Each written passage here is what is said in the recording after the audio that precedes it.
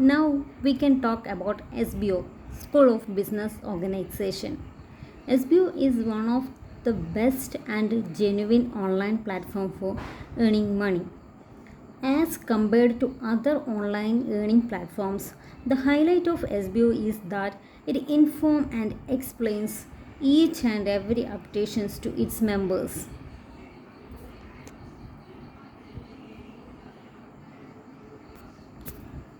Now we can go with today's topic, that is environmental economics.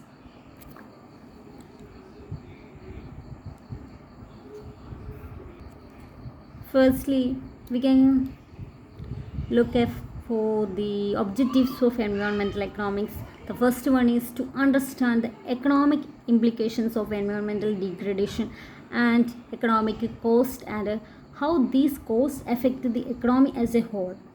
Second, to identify market failures in the environmental context, such as the overuse of common resources or the underpricing of population.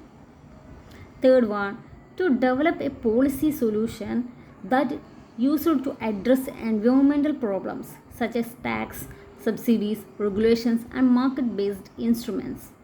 Fourth, to promote the concept of sustainability, which seeks to ensure that economic growth achieved in a way that does not deplete natural resources or harm the environment.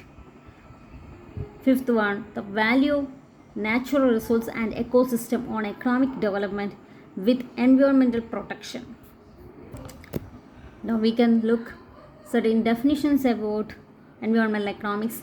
First one is the Organization for Economic Cooperation and Development says or defines environmental economics as the application of economic analysis and instruments to environmental issues.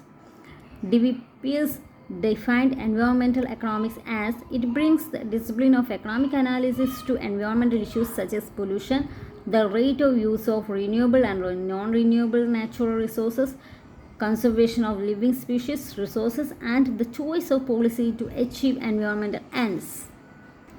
Next is basic concept of environmental economics. Here are some of the basic concepts of environmental economics that help the learner to understand about the concept of more usually.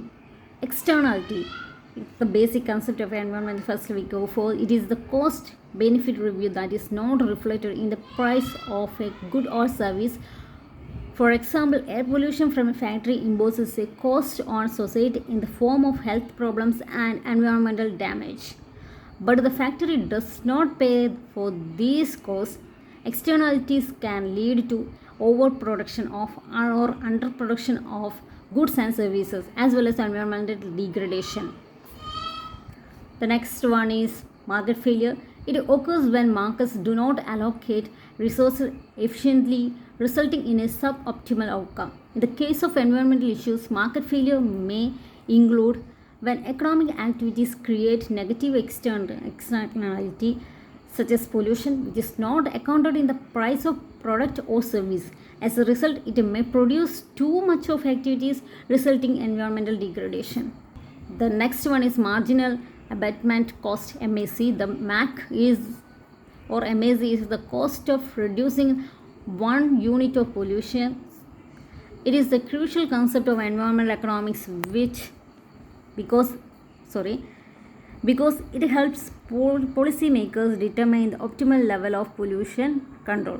By comparing MAC to benefits of pollution reduction, policymakers can identify the most cost-effective way to reduce pollution.